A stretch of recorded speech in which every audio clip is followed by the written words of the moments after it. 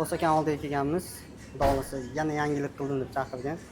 Abbos aka bugun qanaqa yangilik? Bugun hamma kombolar tugadi deb o'yladi, lekin kombo tugatganimiz yo'q. Mana ko'rishingiz mumkin, komboda bitta 30 santimetrlik pepperoni pitsa, keyin qiymali pide Aha.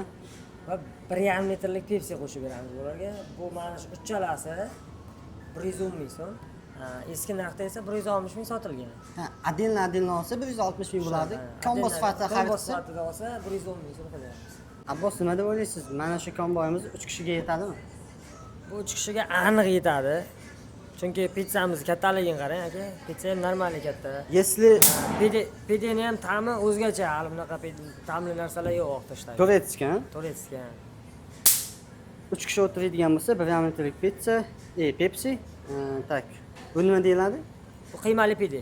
Qiymali pide turetska и pepperoni pitsa 3 kishiga 35 ming atrofida tushiyor ekan. Shunaqa aka. 35 mingdan. Yangiliklar yana bo'ladimi yo bu 5-kombo adashmasam bu Bu kombo? 5-kombo. Bundan keyingi kombolarimiz kattaroq setdan bo'ladi aka. Ha, Tug'ilgan kun, banketlar uchun bo'ladi. ha 5-10 kishilik, 15 kishilik mana shunaqa.